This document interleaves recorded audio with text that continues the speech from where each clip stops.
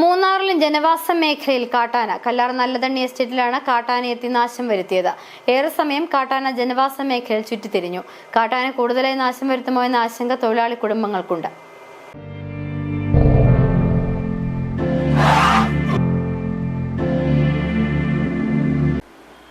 മൂന്നാറിലെ തോട്ടം മേഖലയിൽ കാട്ടാന ശല്യം അവസാനിക്കുന്നില്ല. ഒന്നിനു പിറകെ ഒന്നായി കാട്ടുകൊമ്പന്മാർ മാറി മാറി ജനവാസ മേഖലയിലെത്തി നാശം വരുത്തുന്നതാണ് തൊഴിലാളി കുടുംബങ്ങളെ പ്രതിസന്ധിയിലാക്കുന്നത്. വിരിഞ്ഞ കൊമ്പൻ എന്നു പേരുള്ള കാട്ടാന കല്ലാർ നല്ലതണ്ണി എസ്റ്റേറ്റിലാണ് ഭീതി പരത്തിയത്. ആന പ്രദേശത്ത് കൃഷിനാശം വരുത്തി. ഏറെ സമയം കാട്ടാന ജനവാസ മേഖലയിൽ ചുറ്റിത്തിരിഞ്ഞു. കാട്ടാന കൂടുതലായി നാശം വരുത്തുമോ എന്ന ആശങ്ക തൊഴിലാളി കുടുംബങ്ങൾക്കുണ്ട്.